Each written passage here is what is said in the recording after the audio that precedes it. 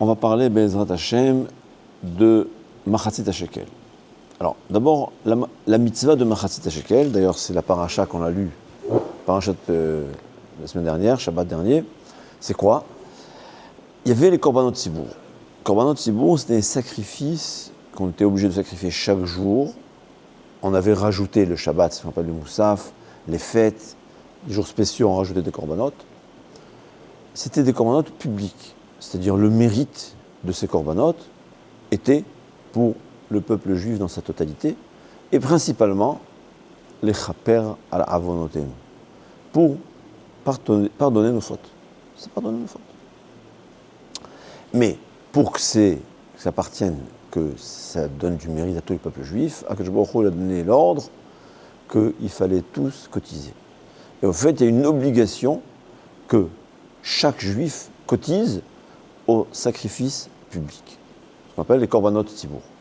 Chachamim ont institué. On a quand même eu pitié de ceux qui ne payaient pas, peut-être parce qu'ils n'avaient pas, mais aussi, comme dit Tosfot, il y a qui manquent d'argent et il y a qui manquent de cerveau, ouais, de da'at. C'est la même chose. En ani ela beda'at. En général, ceux qui ne donnent pas là où il faut, c'est pas un manque d'argent, c'est un manque de da'at, de cerveau. Je dis cerveau grossièrement. Donc Rachamim ont institué qu'en réalité, le korban appartenait à tout le peuple juif. Même ceux qui, en fin de compte, ne donnaient pas, ou par honnête, par force majeure, ou par manque de volonté, les korbanot appartenaient à tout le monde. Et donc ça avait un effet, ça pardonnait les fautes de tout le monde.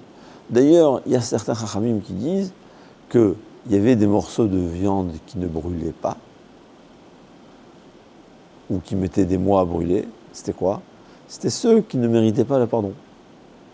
Alors tôt ou tard, mais ça restait, ça veut dire, normalement, un sacrifice devait se brûler la nuit.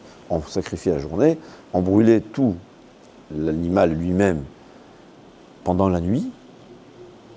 Alors comment ça se fait qu'il y a des morceaux qui restaient? C'était ceux qui ne méritaient pas une capara totale.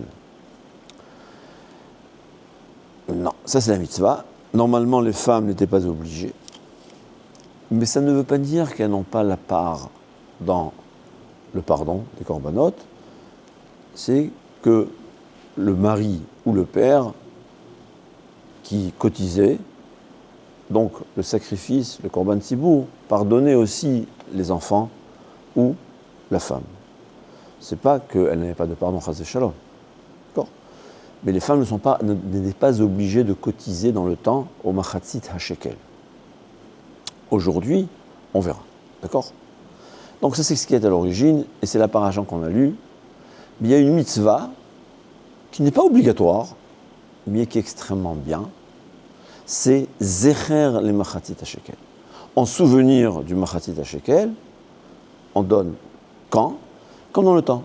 Bisman Shebet HaMikdash Kayam, la Torah nous enseigne qu'il fallait chaque année acheter les nouveaux korbanot. C'est-à-dire, à partir de Rosh Chodesh Nissan, on devait acheter les korbanot de l'année. Parce que dans la Torah, il y a deux sortes d'années. Il y a l'année solaire et l'année lunaire. L'année lunaire commence Rosh Chodesh Nissan. Et pour les korbanot, donc Rosh Chodesh Nissan, on n'avait pas le droit d'utiliser des sacrifices achetés avec l'argent de l'année dernière, il fallait acheter un nouvel argent. Quand elles sont annoncées, on commençait l'Alodon, c'est quand? Rosh Chodesh Adar. Donc, en souvenir, dit le Shulchan Aruch, il ramène, c'est le Rama qui le ramène, mais c'est aussi pour les Sfaradim ou pour les Ashkenazim. Ouais. Yesh Omrim, il y a qui disent qu'avant Purim, il faut donner Machatzit HaShekel. Alors, une précision, Machatzit HaShekel, c'était le shekel, c'était, on va dire, la monnaie principale qu'il y avait du temps du Beth Amikdash. Il fallait donner un demi-shekel.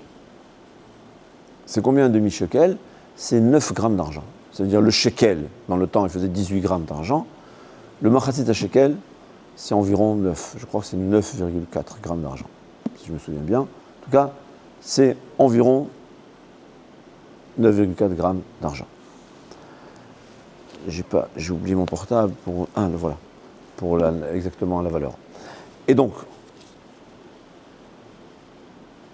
aujourd'hui aussi, dit le Rama, en souvenir, on va donner la pièce qui est la moitié de la pièce locale. En France, ça va être un demi-euro, aux États-Unis, un demi-dollar, en Israël, un demi-shekel. C'est comme ça que les Ramas, ces Ashkenazim, ils disent il faut donner la demi-pièce de la pièce qui est locale principale.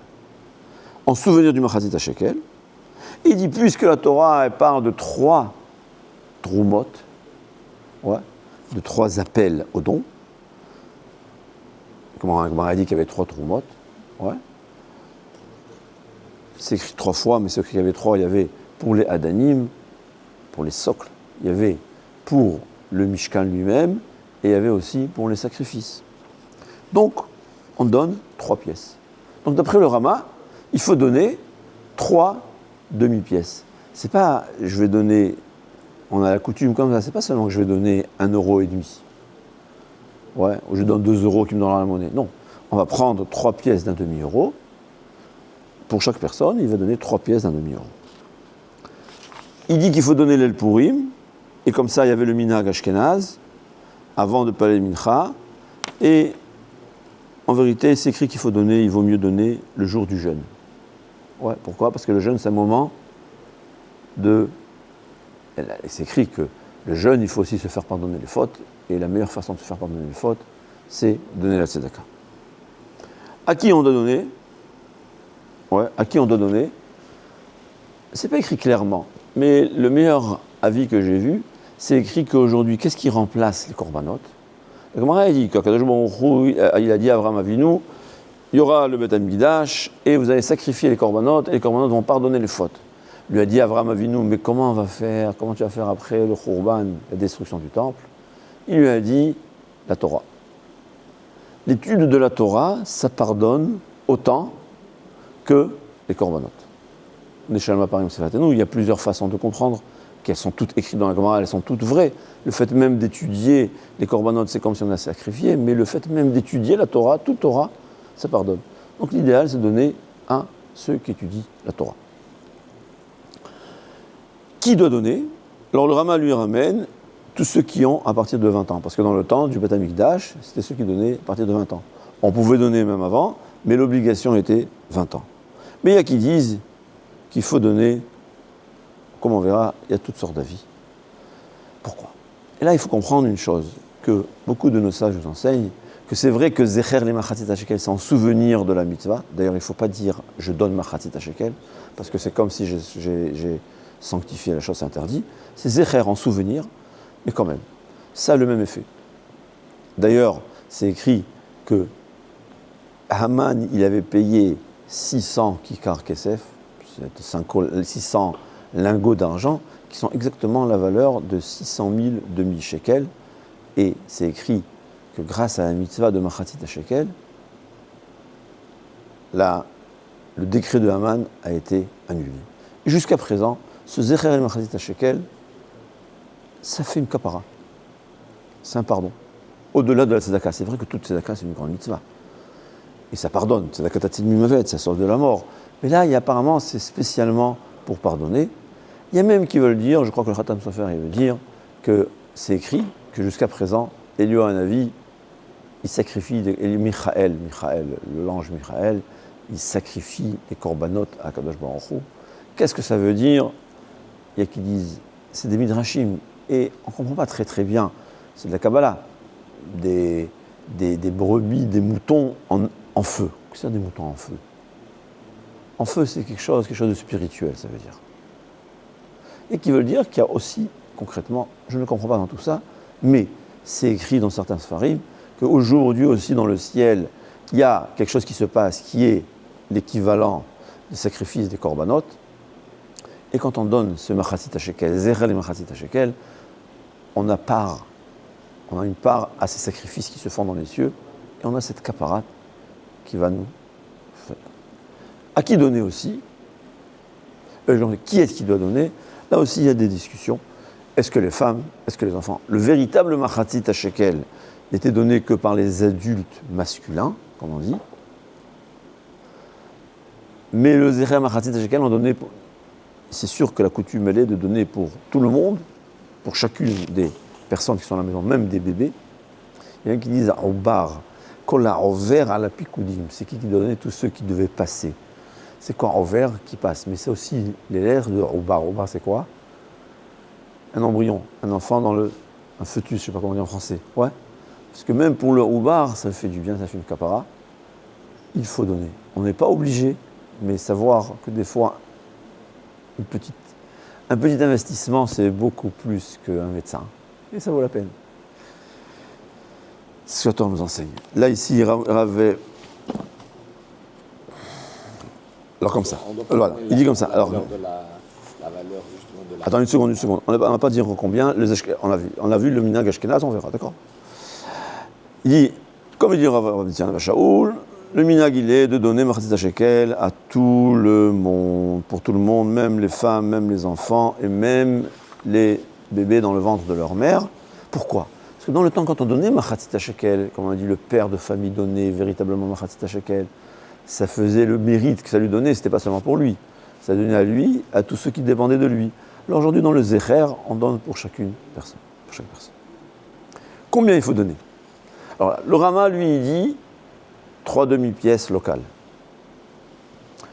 Et c'est pas beaucoup. Mais il faut savoir que les Sfaradim, le minhag, il est plutôt donné la valeur de, c'est environ 9,6 ou 9,4 grammes d'argent. Et là aussi, les Juifs, il y a toujours plusieurs avis. Ouais, Baruch Hashem. Ouais, comme une fois on explique dans un cours, ça ne montre que de bien. Alors là, j'ai une seconde, je vais vous voir. Je vais. Voilà.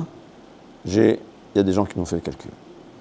La valeur de, comme on a dit, 9,6 grammes, je n'ai pas revu, j'ai du mal à retenir les chiffres. En tout cas, ce que je me souviens, c'était 9,6 grammes d'argent. Et là, il y a 3 avis. Alors, premièrement, Rav Ovadia, il dit, la valeur à quel moment? C'est fluctue. Dire Rav Ovadia, la valeur à Rosh Chodesh Adar. Pourquoi Rosh Chodesh Adar? Parce que c'est le moment où on commençait la collecte. L'appel aux dons, c'était à partir de Rosh Chodesh Machrizim Alashkalim. On avait encore un mois, c'était le moment. Donc on prenait le prix, il fallait le prix de Rosh Chodesh Adar. Il y a 3 avis. Il y a qui disent c'est le prix à la bourse, c'est la valeur réelle. Il y a qui disent le prix, on va dire, pas à la bourse, mais au moins à un commerçant.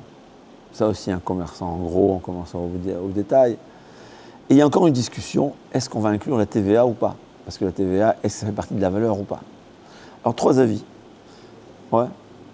Par exemple, en France, ça fait 8,3 € si c'est le prix à la bourse, 9,1 € si c'est le prix au détail, je dirais. Et si tu inclus la TVA, en France, 10,9 €. Alors, quoi donner? Comme j'ai dit, il faut être cohérent. Celui que quand il achète ses chemises et ses costumes et sa voiture et sa maison et son mariage, il prend le meilleur, les mitzvot aussi faire le meilleur. Il ne faut pas se moquer des mitzvot. Celui que, dans son monde, il achète le minimum, ou bien parce qu'il n'a pas les moyens, ou bien parce qu'il n'aime pas l'argent, alors là, il peut se permettre de prendre le minimum parce que ce n'est pas une obligation. Donc on peut prendre la vie micaradine, on peut prendre la vie le moins... Mais il faut savoir aussi que c'est ça la chassidoute, c'est rajouter au-delà de l'obligation. Ça montre à Hachem, je suis prêt à faire au-delà de ce que tu m'as obligé pour te faire plaisir. Ça fait plaisir à Kadosh Baruch Hu quand on fait au-delà de ce qu'on est obligé. Alors savoir, voilà. Donc c'est 3 possibilités. Bon, pour certaines personnes, donner 10 € par personne quand on a Bli'ainara 14 enfants ou 9 enfants, c'est peut-être beaucoup. Ouais.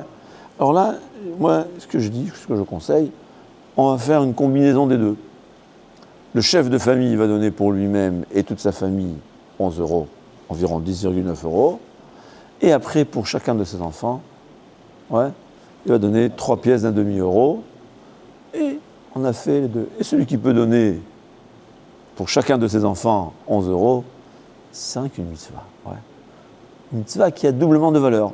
Parce que la tzedaka, c'est une grande importance, ça a beaucoup de valeur, mais tzedaka en plus, quand c'est la mitzvah de Machatzit HaShekel, c'est encore une puissance, comme on dit, parce que c'est exponentiel, ça veut dire.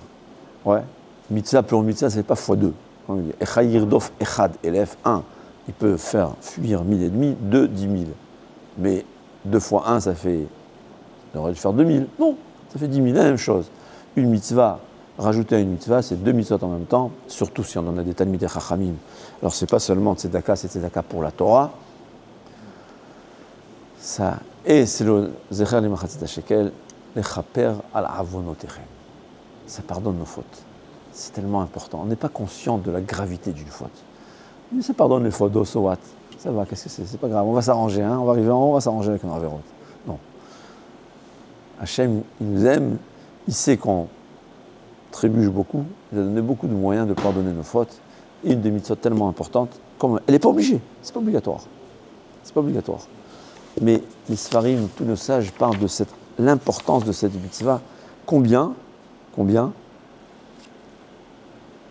elle peut pardonner nos fautes, c'est comme les korbanot, incroyable. Bon, là, c'est la halakha, comme on a dit, ouais, on récapitule, il faut donner, on n'est pas obligé de donner, mais l'idéal, c'est de donner au moins pour soi-même et sa famille. La coutume, elle est donnée pour chacun de ses enfants, même ceux qui vont naître. Combien donner? D'après les Sfaradim, c'est plus important. On va dire que c'est obligé, parce que ce n'est pas une mitzvah obligatoire. Il faut donner la valeur de 9,6 grammes d'argent, comme on a vu, tarif TVA ou sans TVA, prix de détail, prix à la bourse. D'après les Ashkenazim et Karadine, c'est 3 pièces d'un demi-euro, ou d'un demi-shekel en Eretz. Ouais. Et l'idéal serait de combiner les deux. Ceux qui ont les moyens, il peut donner 11 euros pour chacun de ses enfants, superbe. Sinon, au moins, lui et sa femme, chacun 11 euros, et les enfants, 2000 euros, ça dépend combien, comme Agmara dit, ça dépend combien d'argent il a et combien d'enfants il a. Ça dépend de beaucoup de choses. Et il raconte qu'on ait tous les moyens de donner, bien que si on a tous les moyens de donner, à qui est-ce qu'il va recevoir? Efes ki Eloye bechayev. La Torah nous a enseigné que quoi qu'il en soit, tant que le Mashiach ne vient pas, le monde n'est pas parfait. Dans un monde imparfait, il y a des avérotes, et il y a beaucoup d'avérotes qui provoquent qu'il y a des gens qui ont toujours, tant que le Mashiach ne vient pas, il y aura toujours des gens qui vont être en manque, malheureusement. Et celui qui a l'occasion de donner, chaque centime qu'on donne, on achète un diamant de 100 carats avec un centime. C'est pas mal comme affaire.